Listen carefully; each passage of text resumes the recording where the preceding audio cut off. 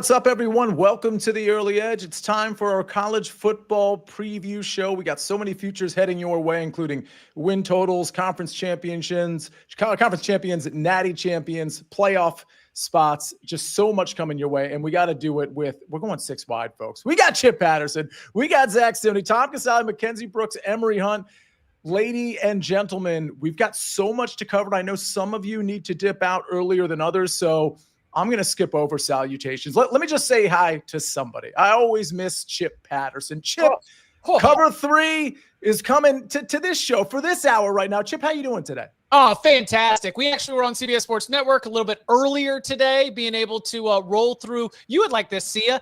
Impact player draft non-quarterback edition. Who are the biggest impact players in college football that are not quarterbacks, able to give some shine to offensive linemen, defensive linemen, edge rushers, defensive backs, and of course, don't worry, Emery, we talked about Jeremiah Love. We talked about the running backs as well. So yeah, rocking and rolling, man. Happy to be here with you. Yeah, I was going to say, it shouldn't be quarterbacks getting all the shine. We got to get the Emery Hunts, the running backs, the offensive linemen, defensive linemen getting the shine too. We got Chip, we got you, we got Zach Stimney again, Tom, Mackenzie, Emery. Let's get things started. Let's start with our favorite win totals. Emery, I'm going to start with you. What's your favorite win total for the college football season? It's the only really future I care about is Louisiana going over 7.5 wins, guys. I think people underestimate how good we recruit down that way, right? Every year we're talking about a Louisiana offensive lineman or point of attack player. Well, this year that's the case with Jordan Lawson on the defense side. Very good offensive line, 3 of the 5 starters return. And in that backfield, get ready to learn how to speak Bill Davis, because that dude can toast the rock. Between him and Zylan Perry and Walker Howard transferring over there, I like the way the schedule sets up for the Raging Cajuns. I like them going over 7.5 wins. To me, they're a live play to win the Sun Belt Conference outright. All right. To win the Sun Belt. Hey, maybe that's a future you can play as well. We'll go counterclockwise. Mackenzie Brooks, what's your favorite win total? We'll take it over to the SEC, where it just means a little bit more there, to Oklahoma. Over 7.5 wins. It was at 6.5. Makes sense that it goes up to 7.5. This is like a top 10 team in returning production. When you have John Mateer, who I'm really high on, he had over 1,000 yards rushing in general, and then he brings his offensive coordinator with him. We've seen that work out before. You saw it with Cam Ward. You even saw it with Bailey Zappi. Like, there's a history of this type of thing going well for you. And a lot of their tougher games they do have at home: Michigan, Auburn, Ole Miss, LSU. So is it the best schedule ever? No, you're in the SEC, but could it look a lot worse? Probably. Also, this was a 6-win team last year, and now they have Kent State and a better quarterback, in my opinion. So I think 8 wins is very much possible in their future. Yeah, I mean, Washington State transfers succeeding at their next school. That is Cam Ward set a nice little precedent there. Okay, by the way, Ben's got the scroll on the bottom third of the screen if you're watching us live on YouTube. And if you're catching the show after the fact and you're not subscribed to this YouTube channel, please make sure you're subscribed to SportsLine, because so much NFL, college football content, and of course, the Early Edge every single day, Monday through Friday at 10 o'clock. All right, well, I'm all askew now because I don't have the counterclockwise thing. Tom, I think it's you. What's your favorite win total? Yeah, well, you know what I always say, Sia, it's not really betting until you're sweating out Nevada games in November. I mean, that's where all the action is. I like over Nevada, 3.5 wins. You look at them last year, Jeff Choate's first season, they went 3-10. It was a bit of a disappointment, but they weren't as bad as their record. The 6 games they lost by a TD or less. You know, they almost beat SMU. They almost beat Boise, who both went to the college football playoff. So they were more competitive than a 3-10 team. In his second season, Choate's brought in some talent. The team is deeper. It's more experienced. I think they have a favorable schedule. I have them with 6 winnable games, which means games where it wouldn't be a huge upset. So even if they go 3-3 in those games, they're still going to be in the mix for that 4th win. I'll take Nevada over 3.5 wins. By the way, Tom, you and me are aligned. I say Nevada too. But apparently, and Zach can tell us because he lives there, apparently it's Nevada. I still want to say Nevada. But I think I'm saying Gonzaga wrong, too, after 30 years. So I'm not the guy you want to listen to when it comes to pronunciation. Hey, I'm with you. We can play the contrarian card here. Zach, if you want to correct us on that. But either way, give us your win total. Yeah, I say Nevada, so I hope that's the right way, as you say. But you're going to hear a theme with me throughout this show: Penn State, Penn State, Penn State. I like them in many categories. So if I like them to win the national championship, win the Big Ten, I'm of course going to like them on their win total over 10.5 wins. It is a little bit of plus money odds. You see on the graphic there, the team Tom just touched on, they opened the season against in Nevada. You got Florida International, Villanova, cupcake non-conference schedule. Then you get into Big Ten play, and I've touched on this with Emory and McKenzie, the 2 games against Oregon. You highlight on September 27th, November 1st against Ohio State. Set up beautifully. You got both bye weeks before your biggest games of the season. Do not face Michigan. So this is the case where when we're talking about a spread, I could see them getting by a couple of games, 2 to 3 games, but we're not worried about the spread. We're just worried about wins. If they win by 1 point, 2 points, 3 points, Penn State is going to get 11 wins on the season, 11 in 1 year for James Franklin and Penn State. All right. We move along. Chip Patterson, one of the teams on Penn State's schedule is UCLA. You like a UCLA over? I do like a UCLA over. I do not like UCLA to win that game against Penn State. No, not one bit. However, I like the way that this team got better throughout the season. Deshaun Foster in his first year as a head coach, guess what? Looked like a first-time head coach when they were running out 9 players for special teams against Hawaii in the opener, when they looked all out of sorts in week 2 and week 3, but they got better. They continued to fight, and I think that that's something that I carry over into this season, because what does UCLA add to the roster that it didn't have last year? Not just a quarterback, but a quarterback with real NFL talent in Nico Iamaleava. So I think that Nico gives UCLA a chance to be able to win games you would otherwise look at a coin flip. And as Ben's got the schedule on the screen right now, in case you're not watching on YouTube, you've got a stretch there with Michigan State, Maryland, Indiana, Nebraska. This whole win total bet is going to be hanging right there and then being able to pick up at least 2 wins in that stretch. And I think that for UCLA, a team that has a win total of 5.5, Nico is the secret sauce to be able to get them over. They were 5-7 a year ago with subpar quarterback play. And again, being all out of sorts at the beginning of the season. Now they know what they're doing, coaching staff and the like. Also, new offensive coordinator, Tino Sinceri. Where'd he come from? Indiana. What's he do? Scores points everywhere he goes. So I like Nico. I like this UCLA offense. Now I think in the middle of the season, that's where we can go ahead and rack up the wins that they need to get to 6. A lot of opinions on Nico in the chat. He probably feels like he has a lot more to prove than your standard college football quarterback. It'll be interesting to watch him and UCLA. All right, we go from optimism to pessimism. Chip, I'm going right back to you. Give me a win total under that you like. We're going to go with the Arizona Wildcats. EC, cover your ears. But look, Eric Cohen's been going to home games for years. He understands a bad product when he sees it. Noah Fafita is back, and only this time he doesn't have Teteroa McMillan. So I don't know how that diminutive little man is going to be able to throw passes when he doesn't have that big wingspan radius of McMillan. This Wildcats team faces a difficult schedule. The Big 12 has a lot of coin flips in it. And unfortunately, some of those teams that are going to be scraping and clawing, trying everything that they can do to bounce back and get back to the postseason after missing it last year. Looking at you, Oklahoma State. Looking at you, Kansas. Looking at you, Houston. The Arizona's the gotta have it game. So you would never think that a team that's projected to be at the bottom of the conference has a target on their back. But when you consider the desperation of the random number generator that is the Big 12, good golly, this is it. And so we're looking at 5.5. I've got Arizona projected to be a 3-9 team. That's a lot of wiggle room. So I'm going under the 5.5 on Arizona.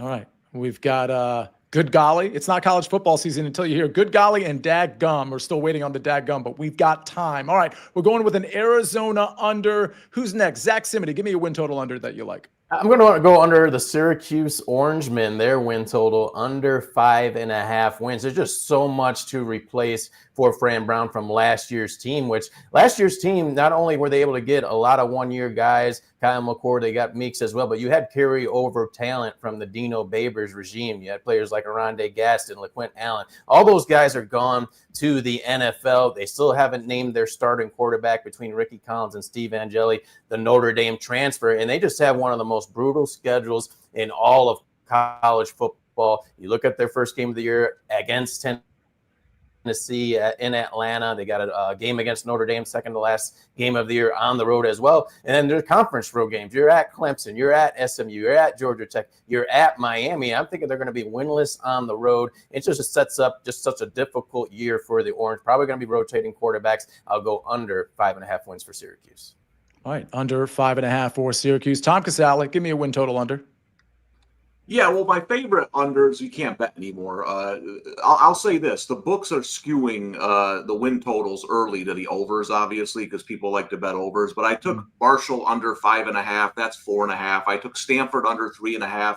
That's like minus 195 now. So I went to my third favorite under bet, and that's the Kentucky Wildcats in the SEC.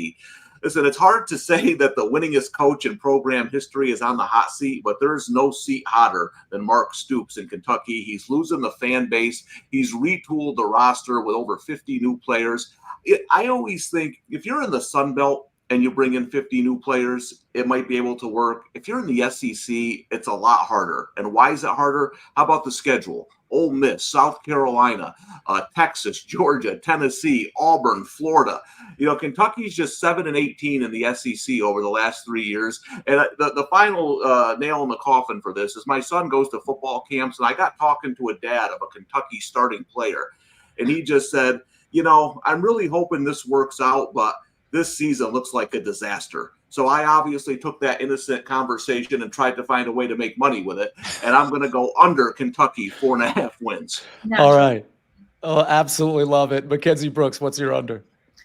This year might be one of my bigger soapboxes of college football season. The producers are typically looking for things for me to get fired up about, this being one of them. I don't understand how Miami can crack 10 wins when they barely, as in triple overtime, overturn Hail Mary, barely hit this with Cam Ward, the number 1 overall pick in the NFL draft. Respectfully, Carson Beck is not him. By the way, he's coming off Tommy John surgery, which we seem to not be talking about enough. Like, that's a really intense thing to go through. You lose your best wide receiver. You lose your tight end. The defense comes back. The defense was bad. So, I don't necessarily think that's that awesome of a situation to be in. You look at SMU on this schedule. You look at Virginia Tech again. You look at Louisville. These are 3 games they could win, but they could very well lose. So I don't know how we're looking at this team and this schedule. And even in the coaches poll, they were a top 10 team. They weren't even a top 10 team with Cam Ward. And now we have Tommy John, Carson Beck. Somebody's got to tell me what I'm missing here, because I just feel like this is a very optimistic outlook for that team. Fair enough. All right. We're taking Miami unders. I don't disagree with that at all. Emory Hunt, give me an under. Listen, everywhere I've gone, all you've heard is Auburn did this. Auburn did that. Auburn had a baby. You see what Auburn was wearing. You seen that album with Auburn in the clips. Auburn walking around like they Pac. Where's this 7.5 win total coming from? You bring in Jackson Arnold, who you ran out of Oklahoma. You bring in Ashton Daniels, who you ran out of Stanford. And Deuce Knight is the future, but you want to start a veteran. But these 2 veterans have a lot to prove. And then when you look around the SEC, everyone else got better. I am not seeing Auburn over 7.5 wins. In fact, they may get the doors blown off of them in week 1 against Baylor, who has a lot of returning starters on both sides of the ball, tremendous production, and a better quarterback in Sonny Robertson. So for me, Auburn is either a 6 or 7 win team, but definitely not 8. All right. We're taking the plus money, a good amount of plus money plays here. Okay. So Emory and Mackenzie, I know you have to leave within the next 3 to 4 minutes. So here's what we're going to do. I'm going to call out Emory. I'm going to start with you. And then Mackenzie, we're going to do the same thing. In terms of the conference winners, we got 5 conferences to talk about. I'm just going to call out the ones that you picked, Emory, and then maybe you can respond to 1 or 2 of them very quickly, maybe the one you feel strongest about, or maybe the one that's most controversial or that you love the most, whatever. ACC, you've got Georgia Tech. Big 10, Emory's got Penn State. Big 12, Emory's got Arizona State. SEC, Emory's got Texas. In the Mountain West, Emory's got Boise State. Emory, either maybe 1 or 2 of those that you want to respond to before we get you out of here. That's easy. Georgia Tech, listen, guys, Haynes King is better than Cade Klubnik. I can trust Haynes King more in critical situations than I can Cade Klubnik. Look at how both guys played against Georgia. And then, yes, Klubnik got significantly better going back in the back end of the season and also into the postseason. I love that. I hope he continues on that upward trajectory. Haynes King, Brent Key, Haynes in the backfield, the O-line, D-line at Georgia Tech. That's the game of the season for me early. And if Georgia Tech beats them, we'll see them again in the ACC title game. So I think Georgia Tech, because they don't have SMU, because they don't have Florida State, because they don't have Miami on the schedule, Clemson is the game. I think they take care of business against Clemson early in the season, and then they beat Georgia at the end of the season like they should have did last year before everybody and their grandma saw what happened in that ball game. That Chip. put me through emotional warfare, Emery. So don't talk about that like it was some casual day. Chip, we have time for a very quick response before we get Mackenzie to do this exercise. Go ahead. Keep it the same. Keep that same energy, okay? Because there's Cade Klubnik against Georgia, but then there was Cade Klubnik against Texas, the team that went further than Georgia, that was able to carve them up in Austin and give Texas defense one of its worst performances of the season. Because who is not on the field with Cade Klubnik in that opener? Oh, Bryant Wesco, one of the top freshman wide receivers in the country. Oh, TJ Moore, his compliment. For some reason, Garrett Riley was like, oh, I don't trust my little pups. And then he realized he's like, this offense is broken if we don't put these 5 stars on the field right now. You weren't able to just load up on the box, and that's why Cade Klubnik looked like a deer in headlights running around from all these dogs. So I think that you've got to say, if you're going to say the Georgia game for Cade, you got to also acknowledge the growth that happened throughout the season for Cade Klubnik and Clemson's offense. So I'm cool with the Georgia Tech. I think for me, they are a top 5 team in the ACC with the potential to win 100%. But man, just can't drag Cade through he's been through too much, Emery. He's been through too much. He had to be behind DJU. Do you know how frustrating that must have been to be behind DJU and watch that, know what you have? But I understand. Good pick on the Bees. I like it. Emery, as the judge of this show, you get a 10-second rebuttal, if anything. I didn't have to make the case for Haynes King by naming other players. He had to make the case for Cade Klubnik by naming everybody on the roster. That tells me all I need to know, Chip. We'll settle this on the field. Mackenzie Brooks. Mellow Heights. Here are your 5 conference champions are for the ACC. You like SMU. For the Big Ten, you like OSU. For the Big 12, you like Kansas State. For the SEC, you like Texas. And the Mountain West, you like Boise State. Any of those you want to respond to before we get you out of here? I think playing Georgia Tech, SMU, and Louisville to win. I mean, I think all you have to do is make sure it's not a Miami-Clemson game, and then you can hedge with Clemson if you get to that point. But I think SMU, we have such a bad taste in our mouth from round 1 of the playoffs against Penn State. That's not what this bet is on, right? I just think they have a really good, favorable schedule to get themselves to the ACC championship game. We have to remember, Jennings didn't even start those first 3 games. So I like their schedule a lot. I think they absolutely get to that game. And then from there, you're obviously 1 game away from that. This is kind of unrelated. UNLV, I think they might be a bit of a sleeper in the way that it's literally like a team of Power 4 misfits. Like all these guys from the SEC and the Big Ten and Michigan's quarterback and UVA's quarterback. And it's like, even their coach is new. Like, this could be really good or really bad. I think if you try to have a full new team in the SEC, it probably works out poorly. But in the Mountain West, it could be different. So just rest my case there. I have some optimism for UNLV. With now, Dan Mullen, too. About the AFC South. Well, listen, that's a nice mic drop. Real quick, Jeff Stenberg, Emery, we want to know, do you have an Ivy League winner before you get out of here?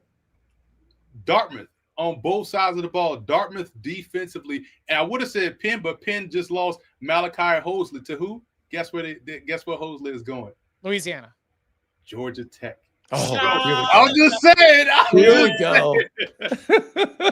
All right, Emery. Well, we got a pick, courtesy of Emery on the Ivy League. Emery, good stuff. I know you're about to bounce to Spotlight with Mackenzie. You're going to crush it over there like you always do. Thanks for joining the show today. Appreciate y'all. I'll see you on the other side, Mackenzie. Yes, sir. Yes, sir. That is Emery Hunt. All right, we got more conference champions to go through. Zach, Tom, Chip. Zach, I'm going to start with you. Give me your ACC champ.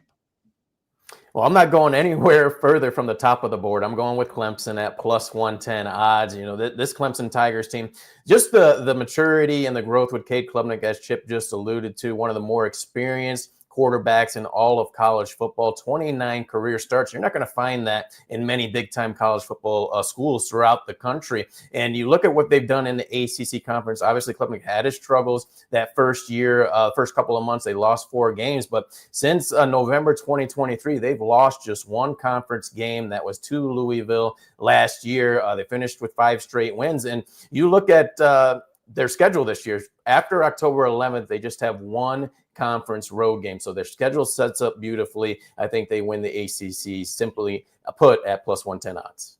All right. Tom Casale, ACC winner? Yeah, listen, I went with Clemson as well. I agree with Chip.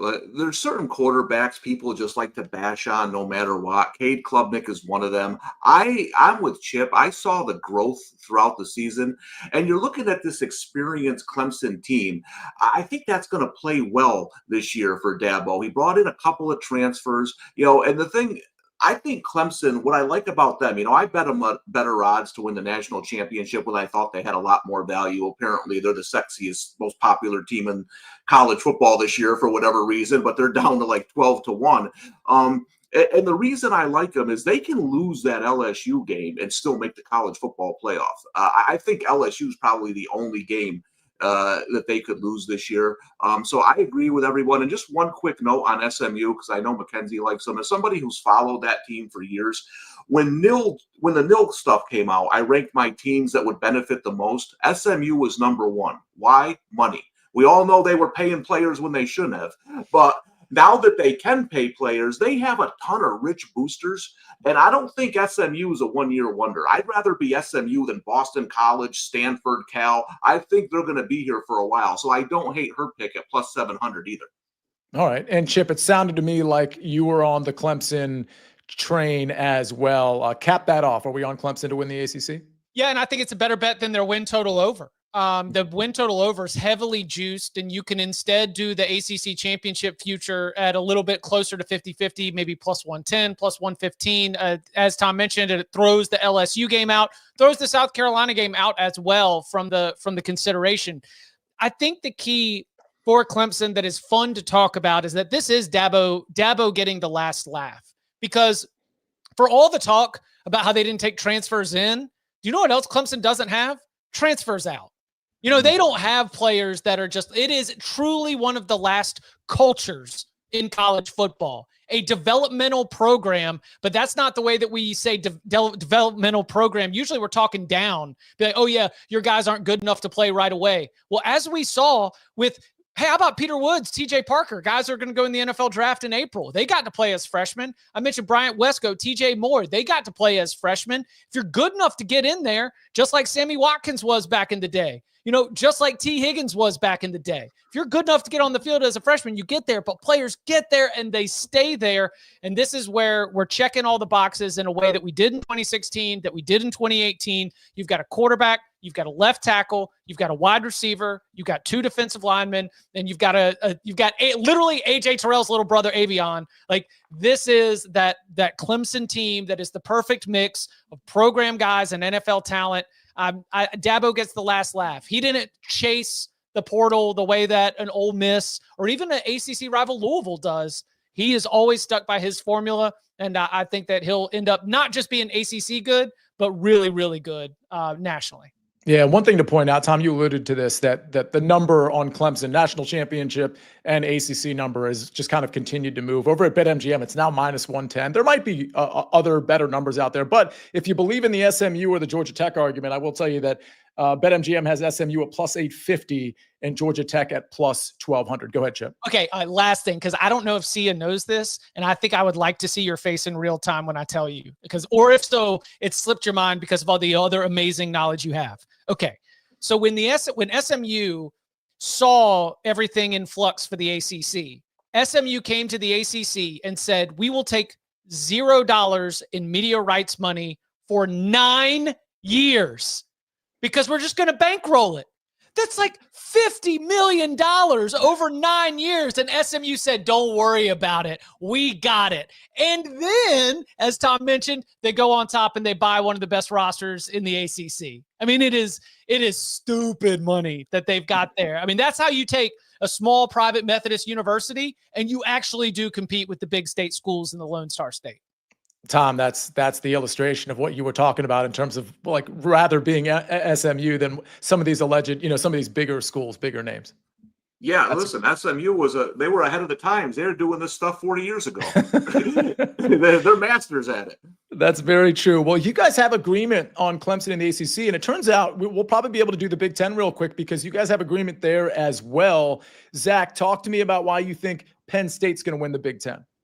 Yeah, they're probably my top future team and majority of categories. You just expect this Penn State team to come back, unfinished business from last season. And like I touched on with their schedule, they're going to have bye weeks before their two biggest games of the year against Oregon, September 27th. And that may be Dante Moore's first true big test, being with the Oregon Ducks. And they're a team that actually plays the week prior. So that rest advantage for Penn State is going to be key in that game. And then before they go into Columbus, they're going to have a bye week as well, which will be the first instance they've had a bye week playing Ohio State since 2016, which is the last time they actually beat Ohio State. So I think the schedule sets up beautifully for Penn State with those double byes against those two key teams, and they'll win the Big Ten at plus 240 odds. Tom, anything to add here? I'm surprised Penn State isn't the favorite. That's based on past results and instead of what these teams look like this year. Listen, as much as I love the three of us, the four of us, no one knows who's going to win it all in August. Last year I had Oregon, number 1 seed at plus 900. They lasted 5 minutes in the playoffs. But in my opinion, Penn State has the least holes of any of these top teams. They have an experienced quarterback. They have an experienced roster. They have a great schedule. I'll tell you right now, I think they blow Oregon out. I don't think the game's going to be close. I think Dante Moore, I don't know if he's the guy. I think Penn State eats them up. The only thing about Penn State is this. There's narratives and there's facts. The Drew Aller not playing well against top teams is a fact now. He's been around long enough. And against 6 games against Ohio State, Michigan, Oregon, Ole Miss, and Notre Dame, 7 touchdowns, 5 interceptions. And his other 42 starts, 42 TDs, and 5 picks. So I was just watching the Ohio State-Penn State game from last year before we came on. And you can blame James Franklin for a lot of things. You can't blame him when his quarterback's throwing into triple coverage when a guy's open over here. He's got to play better. If he does, I think Penn State's the best bet right now to take the whole thing. All right, Chip, any toppings to add on this cake? God, I love that call right there. I mean, remember it was in the semifinals against Notre Dame. He throws off 1 foot across his body at midfield and sets Notre Dame up to kick the game-winning field goal. A lot of this is on Drew. But I tell you what, to get to the Big Ten championship game, they just need to win Big Ten regular season games. They've got Oregon at home. You've got the Ohio State game. But, buddy, they can just roll the balls out. I mean, what Michigan did to Penn State that 2 years ago where they didn't throw a single pass in the whole second half, they just ran the football. Penn State can do that to about half of its schedule because with Katron Allen, Nick Singleton, a big, beefy, experienced offensive line, and then, I love my vibes. They have players who could be playing on Sunday right now. Multiple players who could have gone in last year's draft. They got together. They decided together, we don't want to just be 4th round picks. Like we want to win championships and we want to go be 1st and 2nd round picks. I love that motivation. It is such a mature group. Reminds me a lot of the last 2 national champions and sort of the tone that was set going into it. Big Penn State guy here. I'm in sync. Reminds me of this very mature group with Zach, Tom, and Chip Patterson. All right, let's go to the Big 12. We do have actually all different teams here. So some disagreement. All right, let's see. Zach, I'm going to start with you. Who do you like to win the Big 12?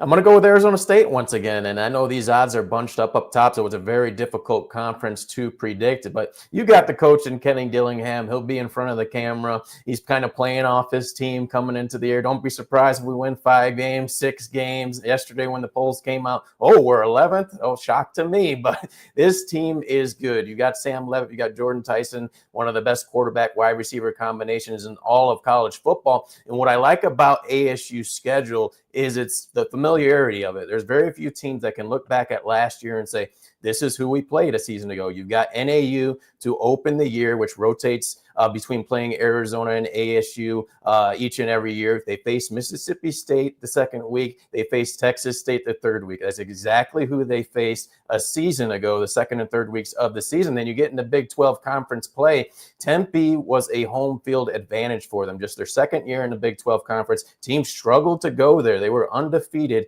at home in Big 12 play. So they can have a couple of road losses in conference, but I think they protect their home field. They'll be a 2-loss Big 12 team. And I think ASU wins the Big 12 back-to-back years.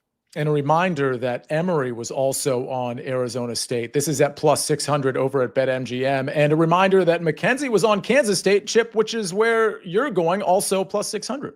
K-State revenge tour. Massive disappointment, if you ask me. Lost games they shouldn't have lost, had bad mistakes, especially when they were playing on the road. I mean, it was just whether you were into Kansas State, whether you were into Avery Johnson as a little bit of a Heisman dark horse. Avery didn't play well, made some costly mistakes in key games. I think that's what the bet is on. The bet is on a return to form for the team as a whole, which does return a lot from last season. It is on steps forward for Avery Johnson, that maybe it wasn't that first year as a starter where you break out. Maybe you do need to go back and look at last year to be able to find ways to improve. I still think that this Kansas State team is one of the best in the conference. And as I'm looking, as Zach mentioned, you've got like 5 or 6 teams that you would all consider priced as a potential favorite, co-favorite. Give me Kansas State as one that is going to ultimately be my pick. But I will follow that up with, if it is Arizona State, if it is Utah, if it is one of these teams right there at the top, I'm not going to be that surprised. Here's what I am going to be surprised by. Arizona State was 16th, dead last in the preseason poll in the Big 12 last year, go on to win the conference. It ain't going to be like that. The Big 12 might be a random number generator, but I think that we've got a few more tiers, and that top tier, I think, has quality in it. All right. Well, the very top of the tier, Tom, is Utah at plus 550. Just a bunch of teams kind of bunched between plus 550 and plus 800. You like Utah, though, Tom? Yeah, I liked them a lot better when they were plus 700. That's about where I bet them, was that plus 650, plus 700. It's come down now. I can't argue with either of these guys and their picks. Like they said, there's 5-6 teams you can make a strong argument. The one reason I like Utah is Kyle Whittingham is at his best when he has a strong offensive and defensive line. And he has that this year. And then you get Devin Dampier at quarterback, who's going to run a lot. And he's got to be an upgrade of what they had last season. So I do think Utah is going to be in the mix. The other team I would mention, I would have picked them, but their schedule is brutal, is TCU. With Josh Hoover at quarterback. And I think, like SMU, they're a team that has money. And I like how they go out and get impact transfers to fill in holes instead of just signing a bunch of guys, which Florida State tried last year and it didn't work. But their schedule is really, really tough. But I wouldn't be surprised if Mr. Belichick gets taken behind the woodshed in week 1 by TCU. All right, let's move forward. Chip, I know you got to get out of here in about 5-ish minutes or so. And so I can give you 10. I can give you 10. 10's perfect, because then we're definitely going to, even if we have to circle back, we're going to be able to get to your national championship one. I'm going to make sure we get there and some of those other picks towards the end. But SEC winner, 4 out of the 5 on this panel. Now, 5 were 2 of them have left, of course. We're on Texas. Okay, Chip, you are the only one that's on Alabama. Talk to me. Well, we might get this in the championship game because Alabama and Texas don't play each other in the regular season. Georgia and Texas do play each other in the regular season. I really like this Alabama team for 2 reasons. Number one, I think they're going to have the best defense in the SEC and maybe one of the best defenses in the country. They are big. They are old. When I'm thinking about Tim Keenum on the defensive line, LT Overton at the edge rusher, when I'm thinking about Deontay Lawson, these are 22-year-old grown dudes. And when you think on the offensive side, Parker Brailsford, Caden Proctor, I have not even mentioned Ryan Williams, a quarterback or a skill position player. I just think that we might have an Alabama team that, even though Nick Saban's not on that sideline, y'all remember the boa constrictor? Before Tua, this Alabama team used to just put you in a sleeper hold. You just never had a chance, and eventually you'd break down and you'd start giving up some explosive plays or throwing pick sixes. I think that we could be dealing with that kind of Alabama team this year. Then you have offensive coordinator Ryan Grubb, who was not with Kalen DeBoer last year, but had been Kalen DeBoer's lieutenant, right-hand man for years at multiple stops. He comes in, and, whether it's Jalen Polk, whether it's Roma Dunze, whether it's Michael Penix, or anybody from that Washington team that made it to the national championship game, they all sing the praises of Ryan Grubb. I think he sets that offense up for a big bounce back. But again, I just think that Alabama, big bodies still matter in college football, and Alabama's got pros on both lines of scrimmage. And that's where I think that Alabama is going to have a big response. Tom, we see the odds here courtesy of BetMGM and also courtesy of Ben on the ones and twos here. Texas plus 250, Georgia plus 300, Alabama plus 475. And then we've got Japan in the chat, likes LSU at plus 750. But the rest of this crew does like Texas, the favorite at plus 250. Tom, make the argument. Yeah, I like LSU too. I think Chip's comments about Alabama are interesting. God, I want to like them. I'm just having so much trouble getting there with a quarterback. I don't know if this is a transition year, if the guy who starts the season is going to end the season at quarterback. That's the only thing pulling me off Alabama right now, because I think I love DeBoer. And remember, 30 players left the program last year, not just Nick Saban. They're going to be in better shape now. I went with Texas.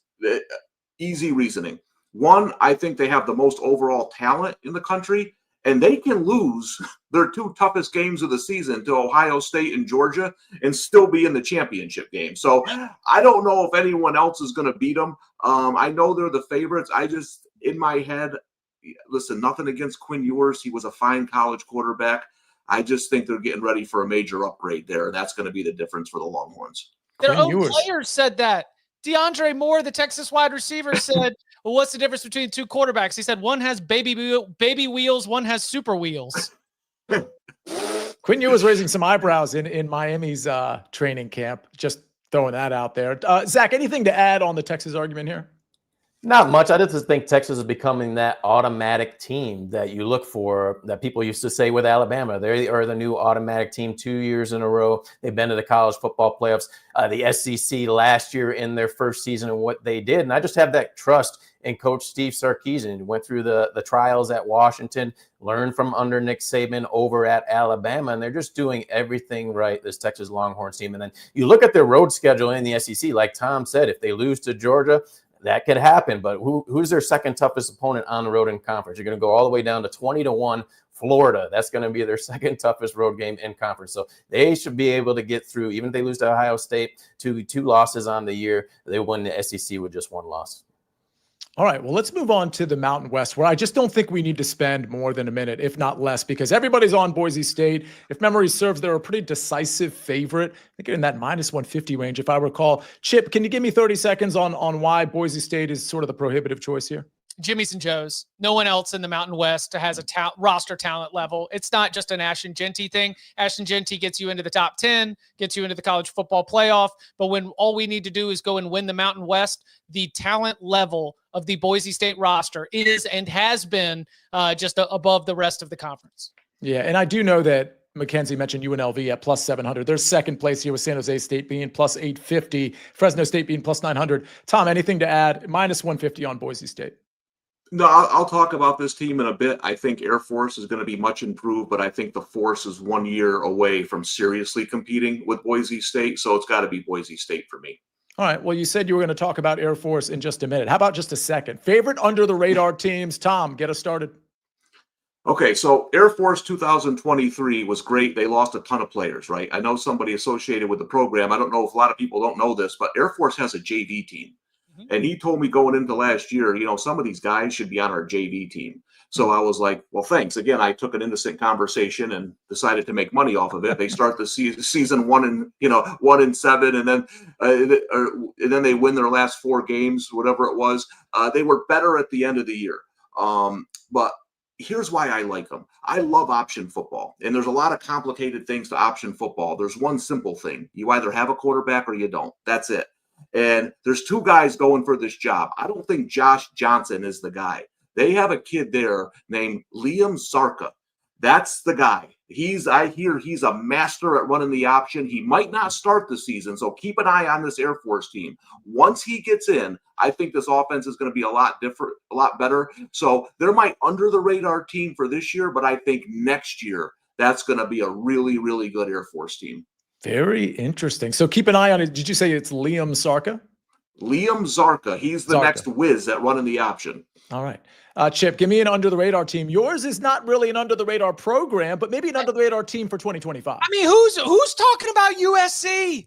Who is out here talking about the USC Trojans in 2025? Great conversations with Lincoln Riley out at Big Ten Media Days, and the thing that I cannot get out of my head was him talking about how this feels like it's the first time that he's just back to coaching football. because USC had gotten by on just being USC for the longest time while college football became an arms race and everyone's modernizing. The facilities were not up to par with where they want to be to win championships. The recruiting operation, the personnel department was nowhere close to where they wanted to be. And he has had to be like a CEO for much of his time. But now, and he said in the last 5 months, he has finally delegated all that stuff off to where he can just get back to coaching football, no longer having to oversee a Fortune 500 company. Man, there is something to be taken from inaction in the modern transfer portal era, okay? If you don't trust your quarterback, you're going to go get another quarterback from the portal. If you don't go get another quarterback, and if we know that you're not even linked to other quarterbacks, then you believe in who you've got. Lincoln Riley's belief in Jaden Maeva, Lincoln Riley's belief in Jacoby Lane and Mekhi Lemon. As they said, Zach Branch said, bye, let him go to Georgia. I think that they might be sneaky good. So I know it's not an under the radar program, but a lot of people aren't talking about USC, and I could see them cycling up and finishing up there in the top 4, top 5 spots in the Big Ten. Speaking of spots, I know, Mackenzie, back. Let's go. Mackenzie reclaiming her spot on the show. If you're listening to the podcast, she just appeared. By the way, you got to watch us on YouTube. You got to make sure you're subscribed to this YouTube channel. Zach, give me your under the radar squad for 2025. Yeah, Emory and I have clashed on this for the past month or so on Auburn. I'm actually optimistic on them, at least considered to their past seasons, because they haven't won more than 6 games since 2019. You look at their win total set at 7.5. They brought in 2 quarterbacks, Jackson Arnold and Aston Daniels, and that's where they struggled last year. They just couldn't score. In 6 of their losses, they scored 17 points or fewer. Hugh Freeze is going to change that with these quarterback upgrades. And I look at their schedule, that game against Baylor, Emory thinks they're going to lose that game, but they're actually favored on the road in that game. You got the cupcake games against Ball State, South Alabama, and then Jackson Arnold going back to Oklahoma September 20th. So there's a chance they could be 4-0 to start the season, maybe 3-1, but then you also have that Mercer game, cupcake game, second to last game of the year as well. So I think they'll be a little bit better in conference. They got their non-conference wins, and they'll be able to get, I'm going against Emory here, they'll get over 7.5 wins, maybe to 8. All right, well, here's the deal. Chip, I know you probably have to leave before the other 3. So can we get your – Mackenzie, we're going to circle back to you on the under the radar team. Chip, can we get your – I was talking about my UNLV guys for my last 60 seconds. I mean, we just talked about UNLV. We just kind of gave the shout out in terms of a possible maybe conference winner plus 700, I think was the number. Chip, give me your Natty winner and your Heisman winner. And then again, we'll circle back to the under the radar and we'll get everybody else's picks in that regard too. Penn State, if it's not going to happen now, it's never going to happen. They have not won a national championship outright and undisputed since 1986, and they just have so much going for them in terms of experience, in terms of schedule. They are going to have a chip at the table. Can they get it done in the playoffs? It is going to be truly the big narrative story. I'm going to go in. I'm not going to be the hater on this one. And then for my Heisman winner, I'm going to go with the quarterback who maybe doesn't need to win the national championship in order to be leading the way. I'm going with LSU's Garrett Nussmeier, because as I look at all these quarterbacks at the top of the board, Nuss has all the tools, like the arm strength, the arm power. The things that he needs to improve on, to me, are coachable because it's decision-making. He had 12 interceptions last year, tied for the most among SEC quarterbacks, and unfortunately, many of them were against LSU's best opponents.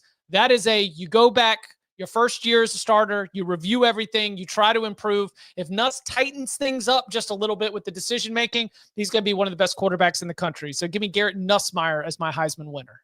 All right, we got a champion. We got a Heisman winner. Let's circle back, Mackenzie, now that you've joined us. Can we get your under-the-radar team? I'm in on UNLV. Obviously, Boise State is the top of that conference, but I feel like they help the brand name for a team like UNLV too. I think they play UCLA, which they play at home. And then they play Boise State on the road. We only have them projected losing that game by 5 points. So that's pretty solid given the cards. But again, like I said, this is just the misfit power forward transfers. And I think in a conference like that, that could go really, really well for this team. So if you can get to that Mountain West Conference Championship and play Boise State, you're 1 game away. Obviously they're going to be underdogs in that, but I just think for this team specifically, being so new is working for them and not against them. By the way, your dedication to come back to the show is great. And I got to say, Emery's is pretty great too, because he's in the chat. He heard the Heisman talk. He says, Drew Aller for Heisman, Penn State championship. And he also says, also be on the lookout for UConn. I guess that's his under the radar team. So we're getting all the picks from all different kinds of places. Let's talk about, and tell Chip. The rivalry has started. Let's go. You know, and look, and Brent Key is my guy, right? I mean, I'm going to be falling for someone who's like, Coach, that was a really big win out there. What was the key? And he just says, run the ball. Just really letting you know where he's from and what he's about. So if I need to take the position of heel on the Bees, so be it. But I am a Georgia Tech and a Brent Key fan overall. Well, we're about to get to Natty winner. I know Chip just gave his out in Heisman winner, but Chip, while you're here, you and Mackenzie do agree on a number you like for a certain team to make the college football playoff. Talk to me, Chip, about Ole Miss. I think this is a very, very favorable number for a team. Remember, SEC faces the same schedules. They just flipped the home and road.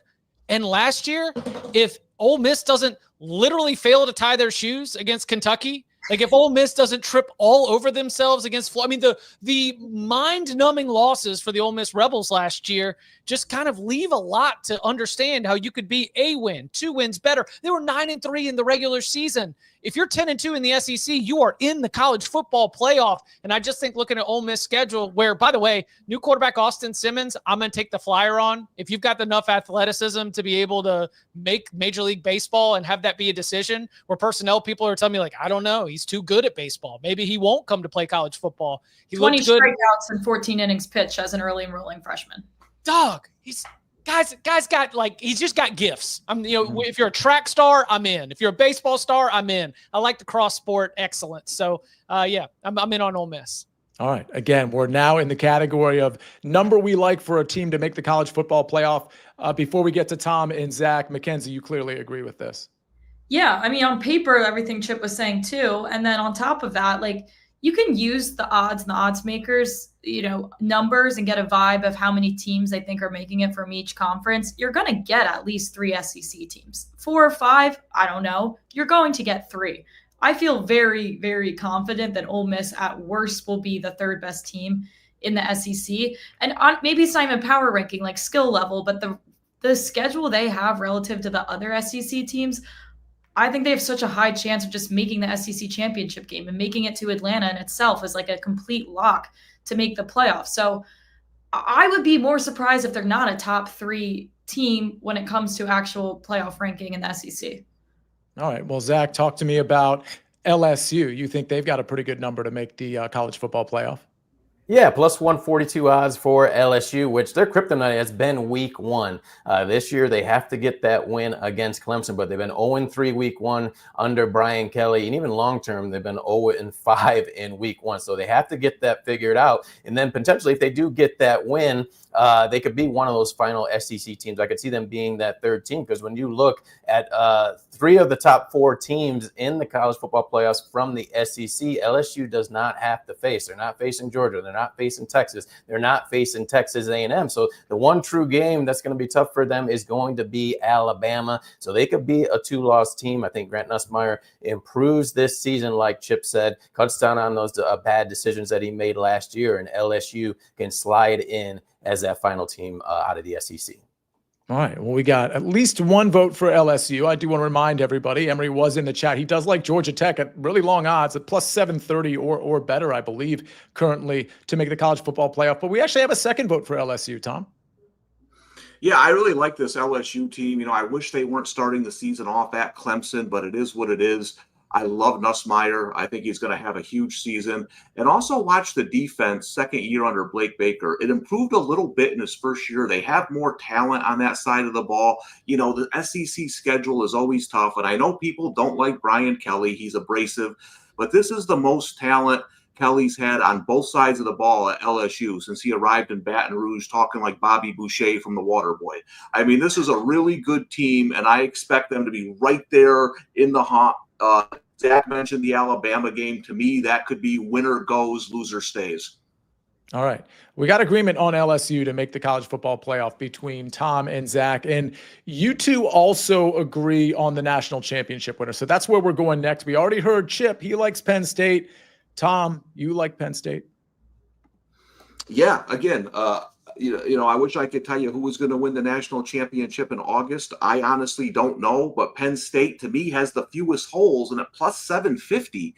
I mean, I think that's a good number. And I'm telling you, I know I've said this a couple of times. They're going to slaughter their first couple opponents. And I think Oregon is in for a rough game when they travel to Happy Valley with an inexperienced quarterback. I think that defense is going to eat them up. And if they win that game like I think they will, I mean, these odds are going to be long gone for Penn State. If you're going to bet one team right now, I think Penn State's the team. Zach, pile on here. Is he right? Yeah, Penn State, we all said it, like this Nittany Lions team under James Franklin. It's his chance to knock that door down, and we've kind of seen that in the Big Ten. These coaches that have had that knock on them each of the last 2 years. When's it going to be Jim Harbaugh's turn? It was 2 years ago. Ryan Day on the hot seat in the season, and his team gets it done. So I think this is James Franklin's turn, and maybe they don't win the Big Ten, but they're going to be in the college football playoffs, and they could pull off a similar run as Ohio State did. All right. Well, a lot of agreement, but Mackenzie, fire back. Please tell me you have a different team that you think is going to win the national championship.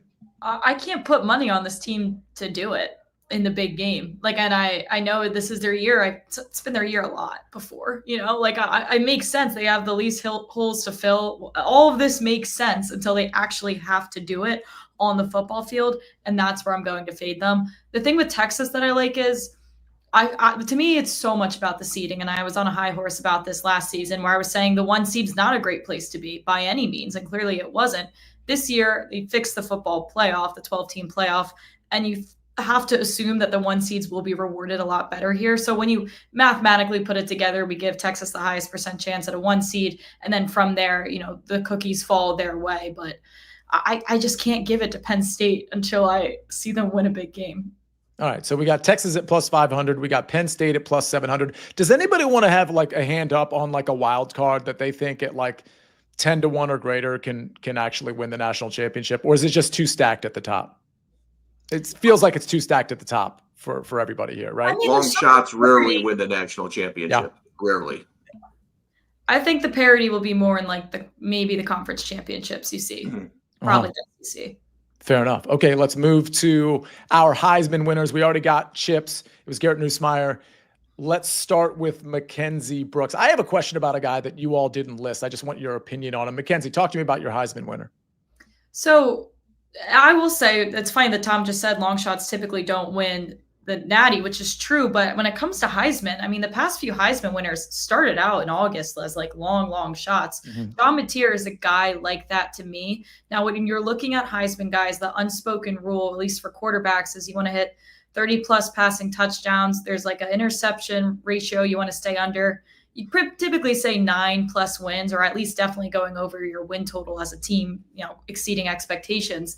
What I like about someone like John Mateer, against someone like Arch Manning, who probably is going to hit all the stat thresholds, is Arch Manning has so much talent around him. If Mateer pulls this off, it is a one-man band. He is the reason that they did it. If they win some close game, it's on the back of him and things like that. So when you have that, when you're going to hit the stats, which I think he will, and then you have that narrative working with you too, where you just put the whole team on your back, this team wouldn't be what it is without you specifically. It's not like he has Texas caliber weapons around him. So I just think between the two of those, 25-1, that is honestly where you'd find guys like Jaden Daniels before. There were some long shots that have won in recent history when you look back at August. So don't be alarmed by the 25-1 number.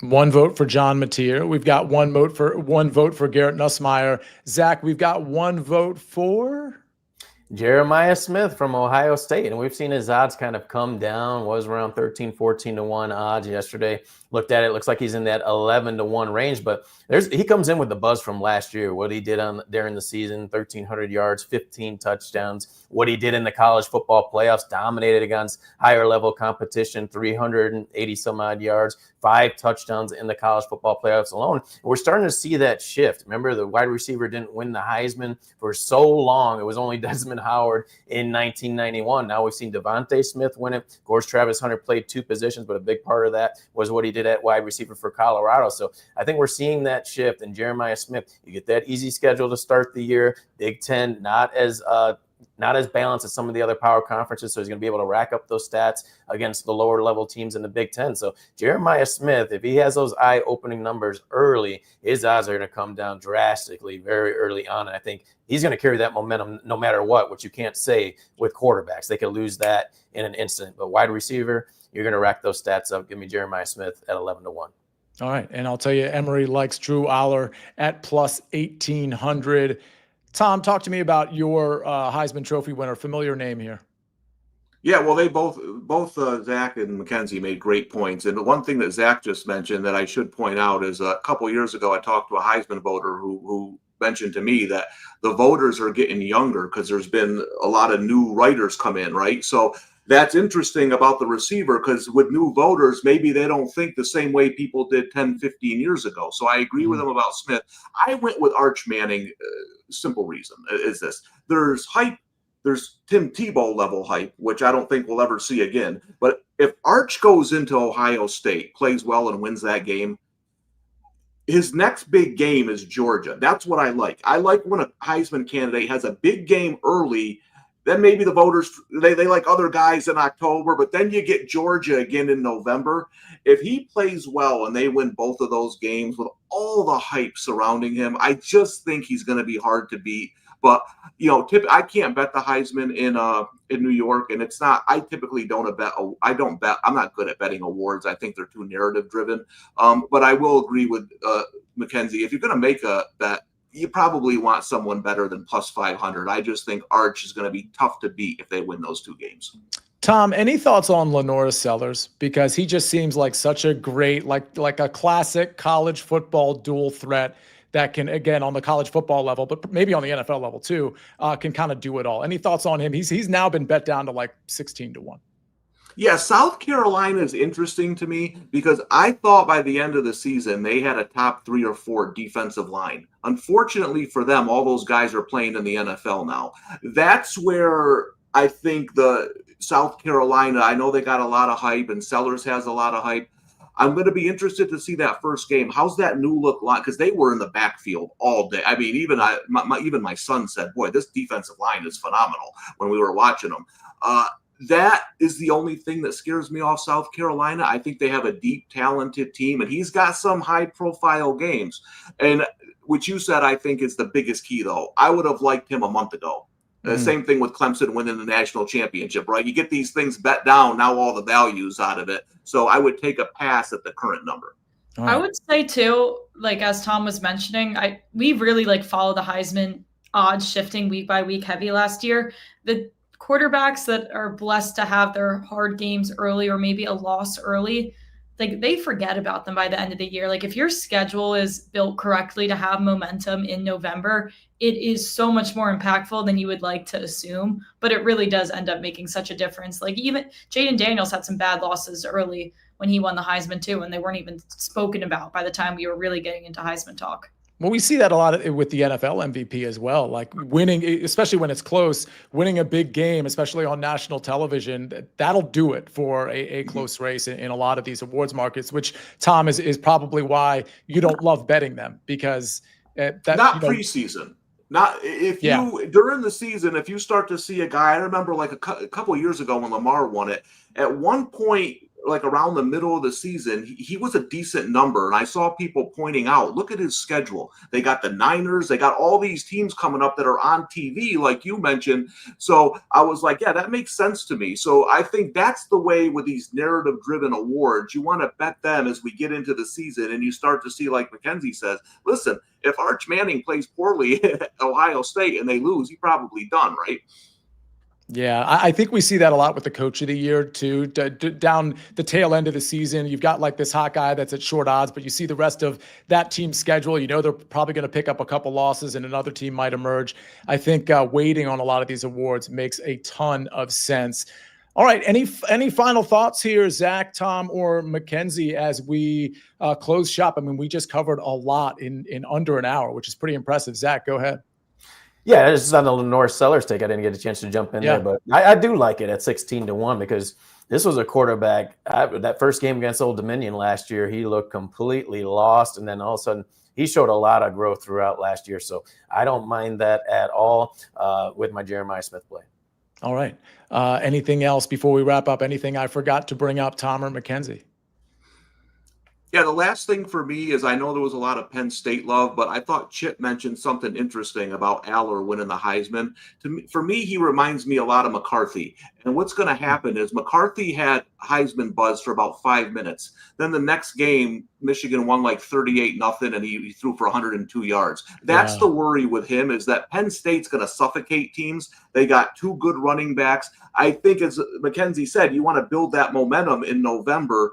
I think there's just going to be too many games where they win big, but he just has pedestrian numbers, and we know Heisman voters like the big numbers. Mackenzie, I see you nodding your head here. Yeah, I mean, the minute you have 2 running backs as good as they do on that team, it was like an immediate no to me. Like, you have to be the guy. Like, you have to be the reason you're winning these games in the fourth quarter, or all of those things. And it's as great as Penn State's going to be. It's because they have a multitude of awesome things going on there. Yeah, and you could see them taking the air out of the ball in a lot of games, particularly in the second half. Not a chance really to pad a lot of stats potentially for Drew Aller. All right, well, we had a lot of picks. That was a really good show. We got so many more futures shows coming within the next couple of weeks. A lot of them NFL related, some, of course, college football related. Want to thank Ben on the 1s and 2s, and of course, BetMGM, the sportsbook born in Vegas, and of course, Zach and Tom and Mackenzie and Chip and Emery. It's been a great show. Thanks for joining us. And again, if you're catching this after the fact, make sure you're subscribed to the Early Edge podcast, where we've got a lot of stuff, not just the morning show, but NFL team-by-team profiles, futures shows, things of that nature. But make sure you're subscribed to the SportsLine YouTube channel as well. Everyone, thanks for watching. We'll see you very soon right here on the Early Edge.